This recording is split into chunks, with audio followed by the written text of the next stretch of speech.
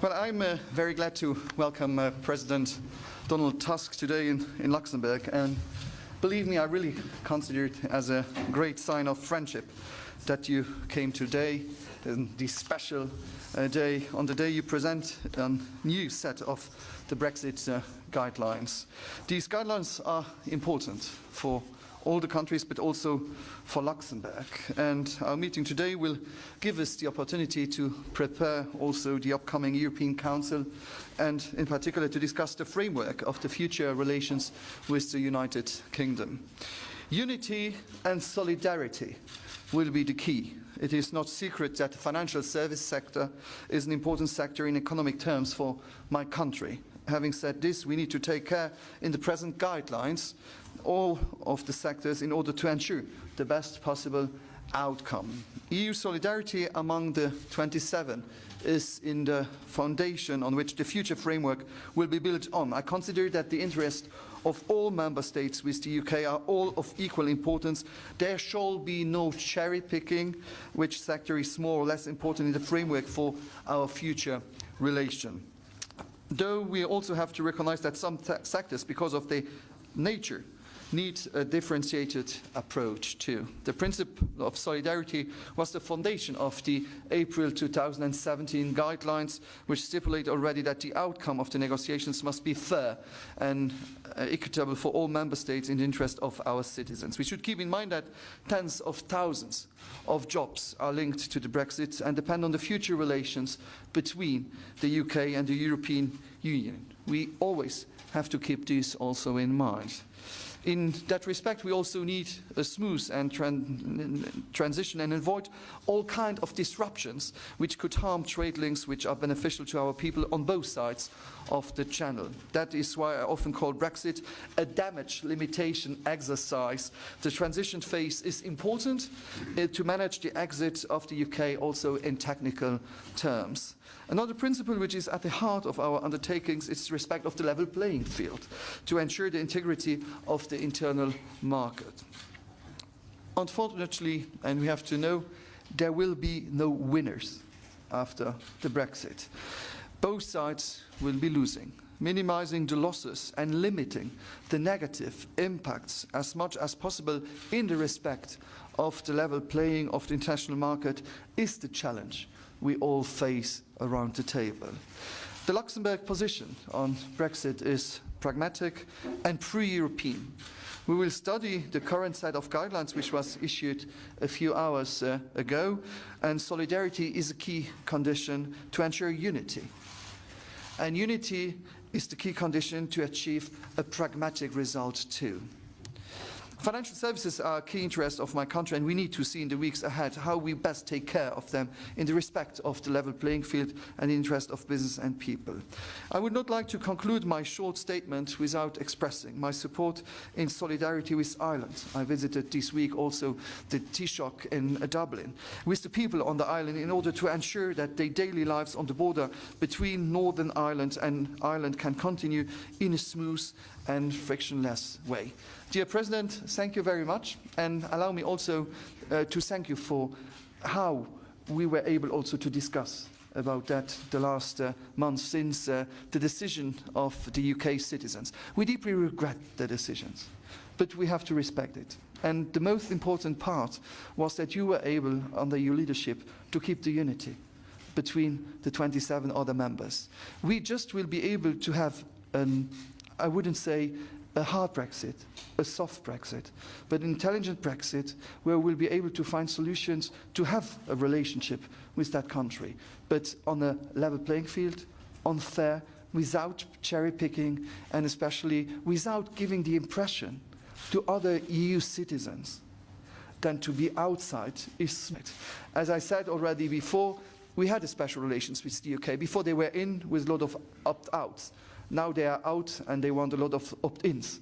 But I'm sure that you, under your leadership, dear Donald, we will be able to keep this unity. And so I really would like to thank you for being here today, and I'm impatient to have this exchange also with you during this lunch meeting that we will have. So dziękuję for your work.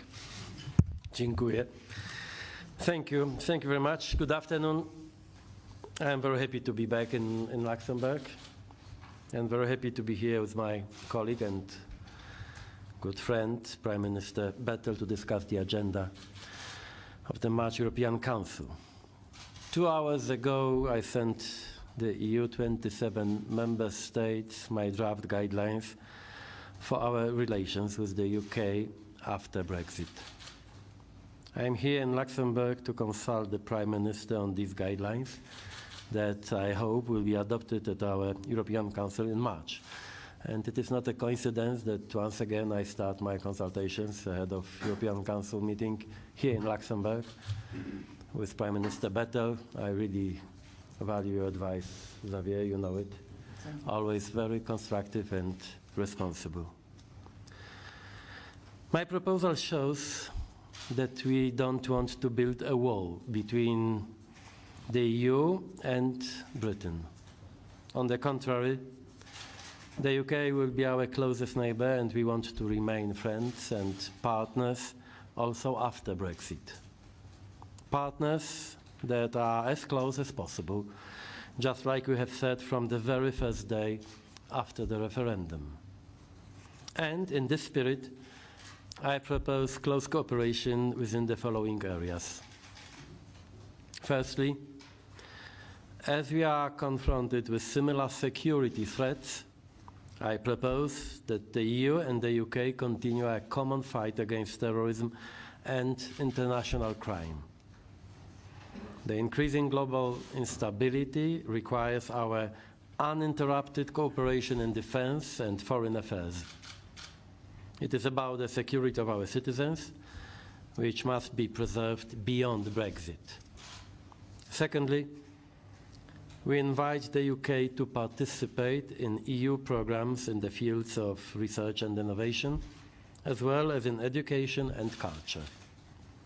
This is key to maintain mutually beneficial and enriching personal networks in these vital areas, and for our community of values to prosper also in future. Thirdly, I am determined to avoid that particularly absurd consequence of Brexit, that is the disruption of flights between the UK and the EU. To do so, we must start discussions on this issue as soon as possible. Now, coming to the core of our future economic relationship. During my talks in London last Thursday and in her speech last Friday, Prime Minister Theresa May confirmed that the UK will leave the single market, leave the customs union, and leave the jurisdiction of the ECJ. Therefore, it should come as no surprise that the only remaining possible model is a free trade agreement. I hope that it will be ambitious and advanced, and we will do our best, as we did with other partners, such as Canada recently. But anyway, it will only be a trade agreement. I propose that we aim for a trade agreement covering all sectors and with zero tariffs on goods. Like other free trade agreements, it should address services. And in fisheries, reciprocal access to fishing waters and resources should be maintained. This positive approach doesn't change the simple fact that because of Brexit we will be drifting apart. In fact, this will be the first FTA in history that loosens economic ties instead of strengthening them. Our agreement will not make trade between the UK and the EU frictionless or smoother. It will make it more complicated and costly than today for all of us. This is the essence of Brexit. To sum up, we will enter the negotiations of the future relations with the UK with an open, positive and constructive mind, but also with realism. From my point of view, the outcome of the negotiations must pass two key tests. the test of balance of rights and obligations. For example, the EU cannot agree to grant the UK the rights of Norway with the obligations of Canada. The test of integrity of the single market. No member state is free to pick only those sectors of the single market it likes, nor to accept the role of the ECJ only when it suits their interest. By the same token, a pick and mix approach for a non-member state is out of the question. We are not going to sacrifice these principles. It's simply not in our interest. Finally, a few words about another topic of the March summit. Following the announcement of President Trump, there is a risk of a serious trade dispute between the United States and the rest of the world, including the EU. President Trump has recently said, and I quote, "Trade wars are good and easy to win." But the truth is quite the opposite. Trade wars are bad and easy to lose. For this reason, I strongly believe that now is the time for politicians on both sides of the Atlantic to act responsibly. Given that President Trump's announcement may have repercussions for our citizens and European businesses, not to mention the global economy, I will propose that the EU leaders have an extraordinary trade debate at the upcoming summit. We should have a clear objective in mind: to keep world trade alive and, if necessary, to protect Europeans against trade turbulence, including by proportionate responses in accordance with the WTO. Thank you.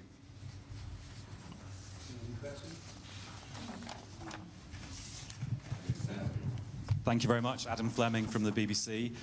President Tusk, you spoke to Mrs. May last week. You read the speech. Do your guidelines come anywhere close to offering what she wants? And on this stuff about President Trump, does the departure of the UK from the EU make it harder for you to deal with issues like this?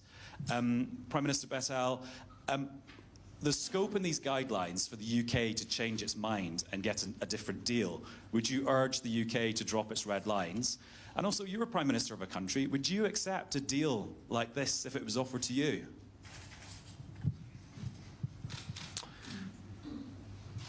In fact, our guidelines, if you allow me, in fact, our guidelines are our comment on what Prime Minister Theresa May said in her speech last Friday when it comes to substance. And of course, it was the main reason of my visit to London to consult with Theresa May before we have prepared the final version of the draft of guidelines to hear her arguments.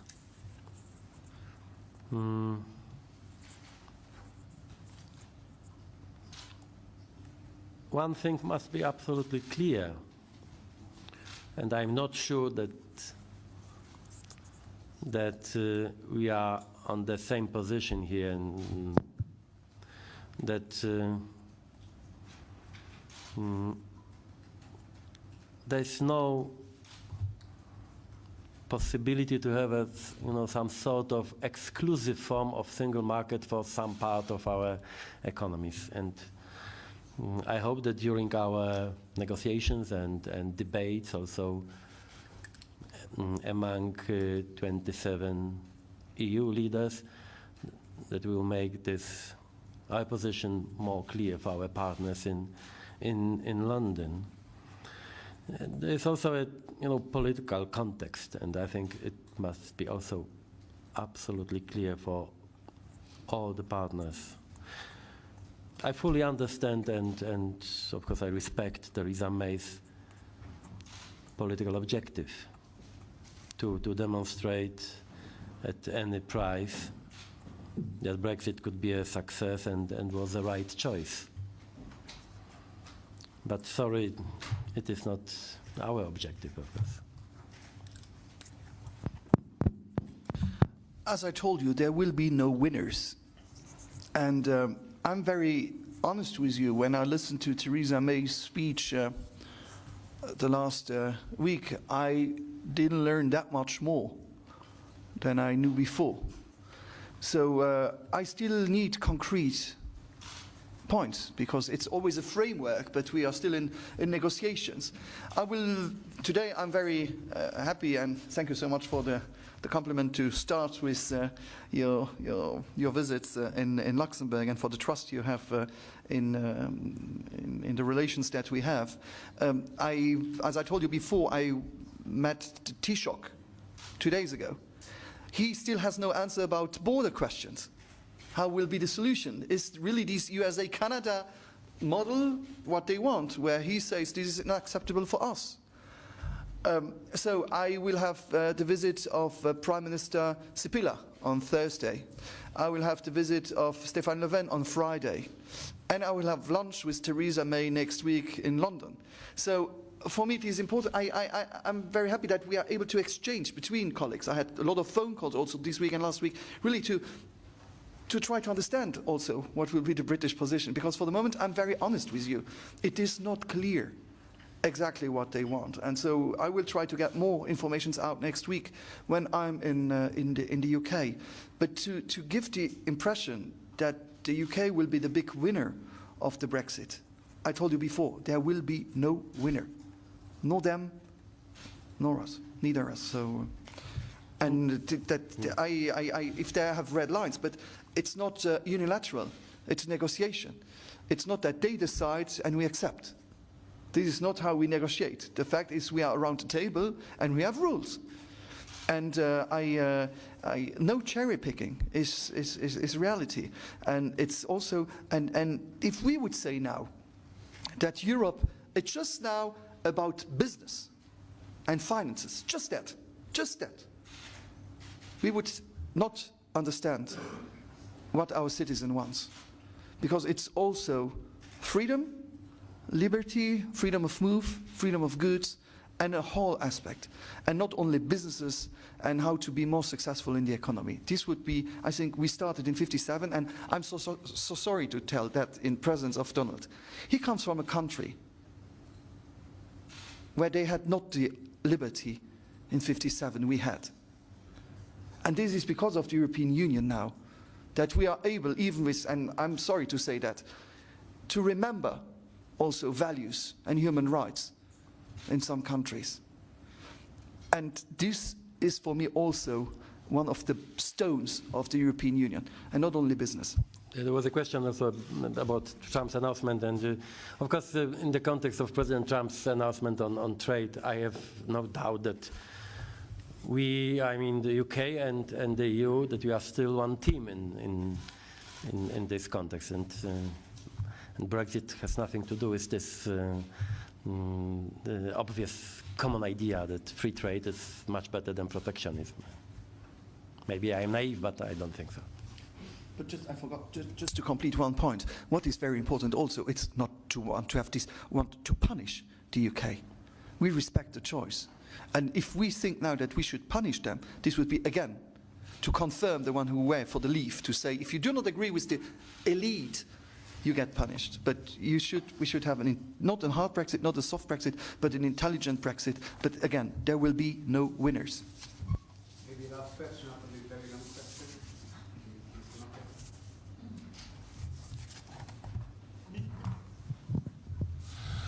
Prime Minister Bettel, as you told, Brexit is a big issue, but we heard yesterday that the Commission is now striking against Luxembourg again on rulings. Do you have a position, and that kind of action of the Commission, is it a risk to of the solidarity that the European Union needs right now? So I heard that also in the news yesterday and this morning about Pierre Moscovici's statements about 7 or 8 countries where he thinks they are not fair. I think the principle of the European Union is not to point out one country now against another. First thing, it would have been more opportune and I think more efficient to speak with the countries before and then trying to have an exchange on these different topics. I just can tell you, I'm Prime Minister for more than 4 years now. The last 4 years, we changed so many things in Luxembourg. Of exchange. Under Luxembourgish presidency, we did the exchange of rulings, the exchange of informations. This was under Luxembourgish presidency. We were taken out of all lists, grey lists, black lists, I don't know every color you can imagine of lists existing in the world. And my problem is when we speak now about harmonization, what is the idea about harmonization? It's never to get down taxes. Never. It's always how we will raise taxes up. And I can tell you now, it's just the topic we had before with the United States, who are getting down and down and down with taxes. To say that now all European countries will have to raise up taxes, and also individual taxes, company taxes, all the taxes, I think we should not forget that thousands of jobs also are in Europe, and we might lose them if companies decided to move to the United States because they will be more efficient. So I would be happy if we would be able to discuss with the European Union and with the Commission especially, how we can be competitive also as European Union. And if there are rules, if we want to speak about minimum maximums, we are open to all the discussions. And I won't accept that the Commission wants to put my country in a corner now with, we were usually used to be alone. Now they found 7 others to put on that list. I really, I cannot understand what is the goal of it, but so we will wait for the documents and the presentation. I think it's tomorrow or today that they will introduce the paper, so at least to wait what they really want. We will defend you, of course. Thank you. Thank you.